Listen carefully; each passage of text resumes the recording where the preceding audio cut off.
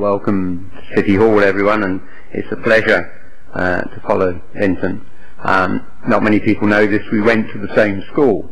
Don't worry, they've demolished it now. There won't be any more like us. Earlier this year, the then Deputy Prime Minister, John Prescott, called for an annual Memorial Day to mark the horror of the transatlantic slave trade and to mark it as one of the greatest crimes in human history. UNESCO marks the 23rd of August as slavery's official Remembrance Day. In line with this, members of Parliament have placed in the House of Commons a motion to establish today, the 23rd of August, as a national annual Memorial Day. The port cities of Hull and Bristol have said they too want the 23rd of August to become Britain's annual day of remembrance of the slave trade. I am adding London to that list and calling for the 23rd of August to be the national day for marking the horrors of the transatlantic slave trade.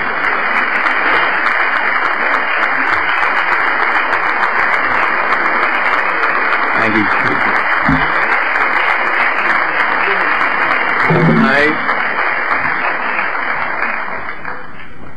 It's fitting that London should make this call, because London, as Diane and others have said, was one of the major financial, religious, political and commercial centres, and those enterprises and institutions that maintained the trade in enslaved Africans, and the great wealth it generated still defines this city today.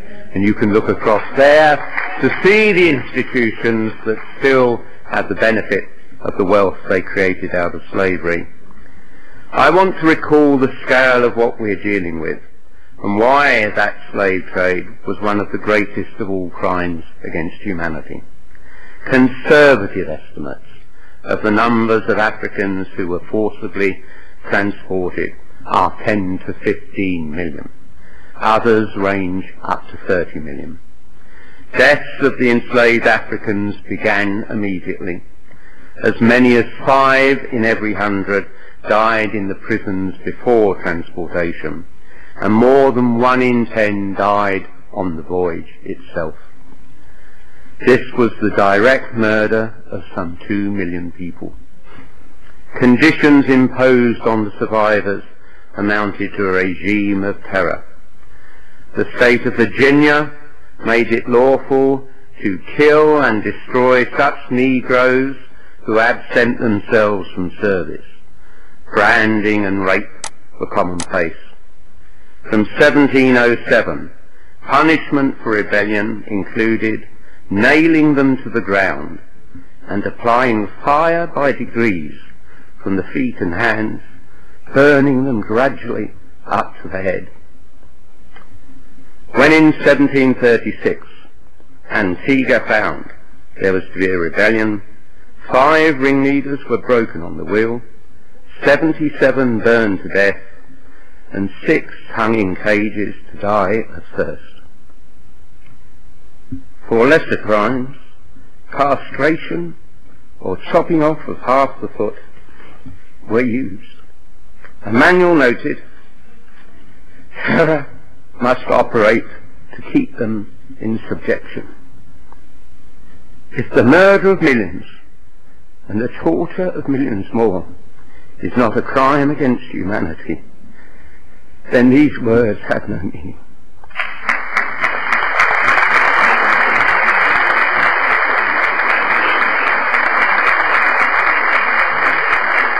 It was the racial murder, not just those who were transported, but generations of enslaved African men, women and children. To justify this murder and torture on an industrial scale, black people had to be declared inferior or not human. We live with the consequences of this dehumanization today. 200 years after the passing of the Slave Trade Act, it would be easy to assume that it was white people who liberated black.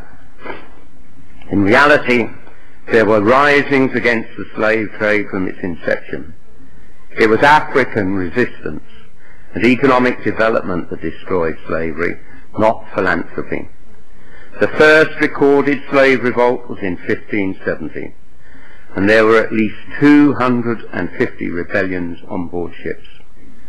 Jamaicans, the slave society, faced a serious revolt virtually every decade, in addition to a long drawn-out guerrilla war.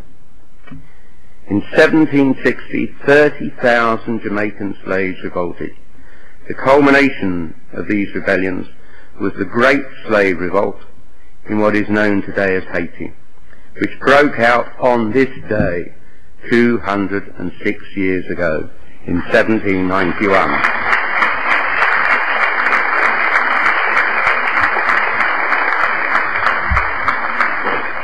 After abolition of the trade, slavery continued in British possessions. It was finally abolished following further revolts in Barbados in 1816, Demerara in 1823, and Jamaica in 1831, in which 60,000 slaves participated. It is because it is the anniversary of the greatest slave revolt in history that UNESCO officially marks this day, August the 23rd, the anniversary of that outbreak of rebellion in Haiti, as slavery's official Remembrance Day. It is why we in London call for it to be the annual Slavery Memorial Day today. We are therefore here to initiate London's annual Slavery Memorial Day and to call for the establishment of a national annual Memorial Day. In 1999, Liverpool became the first major British slaving city to formally apologise. The Church of England Synod followed suit. In March, I invited representatives of London's institutions to join the City of Liverpool and the Church of England by formally apologising for London's role in this monstrous crime. As Mayor, I offer an apology on behalf of London and its institutions for their role in the transatlantic slave trade.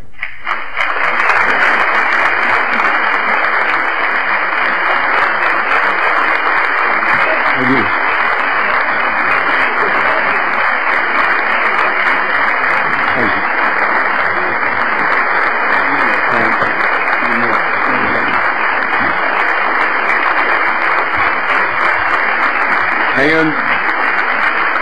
I'm sorry if I've not finished. Some say that recognising such a crime is a form of, and I quote, national self-hate. Well, the late Senator Robert Kennedy often quoted the French writer Albert Camus, who wrote, "I should like to be able to love my country and still love justice." I believe this is entirely possible. Our nation, led by Churchill, stood alone against the greatest evil of the 20th century until the tide turned, and it has also reasons to be proud. A Memorial Day is a powerful symbol of remembrance. It's a part of the process of assigning the trade its proper place in our history and our national conscience.